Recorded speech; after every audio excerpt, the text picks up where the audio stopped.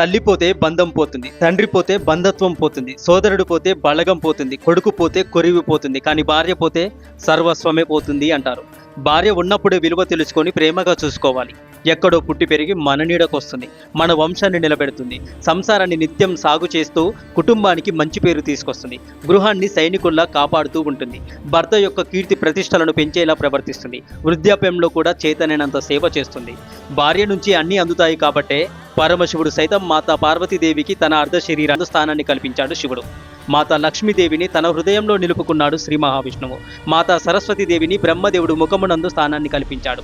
ఈ విధంగా దేవతలు తమ ప్రేమను చాటుకున్నారు, భార్యను గౌరవించారు. లోకంలో సహజంగా వినిపించే మాట పురుషుడే అధికుడు, కానీ శివుడి విషయంలో అది సరికాలేదు కదా. శివుడు అనుక్షణం మాతా పార్వతీదేవిని నిరంతరం గౌరవిస్తూనే ఉంటాడు.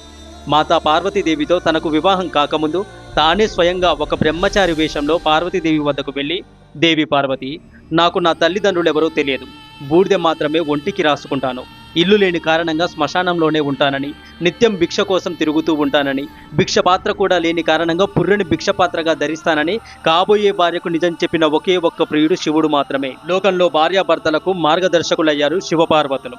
తనకంటే తన భార్య పార్వతీదేవి బాగా ఆలోచించగలరని తెలిసి తనకంటే ఎక్కువ జ్ఞానవతిగా ఆమెను గుర్తించి నిరంతరం ఆమె వద్దకు వెళ్ళి భిక్ష అడుగుతాడు శంకరుడు. ఆ శంకరుని చేతిలో ఉన్నప్పుడు పుర్రె మన తల మీద పైభాగానికి సంకేతం. మాతా పార్వతీదేవి పెట్టే అన్నం జ్ఞానానికి సంకేతం. కాబట్టి ఆ అన్నపూర్ణమ నుండి శివుడు గ్రహించేది జ్ఞానభిక్ష మాత్రమే తప్ప మనలా అన్నం మాత్రం కాదు. లోకంలో ఉన్న మనందరికీ జ్ఞానాన్ని ప్రసాదిస్తున్న శంకరుడు సైతం అన్నపూర్ణమ్మ తల్లిని జ్ఞానదాతగా మాతా పార్వతీదేవిని గౌరవిస్తూ వచ్చాడు. మనకు ఎంత మంచి స్థితి కలగాలన్నా భార్యను ప్రేమగా చూసుకోవాలి. కాబట్టి భార్యను ప్రేమించడంలో తప్పేమీ లేదు కదా. అన్ని బంధాలు మధ్యలోనే ఆగిపోతాయి, కానీ జీవితాంతం నీతో పాటు వచ్చేది, కష్టంలోనూ సుఖంలోనూ తోడుండేది భార్య మాత్రమే సుమి. శ్రీమాత్రే నమః. ఓం నమః శివాయ. మీకు ఈ వీడియో నచ్చితే హరే కృష్ణ అని కమెంట్ చేసి మీ యొక్క విలువైన అభిప్రాయాన్ని తప్పకుండా తెలియజేయండి.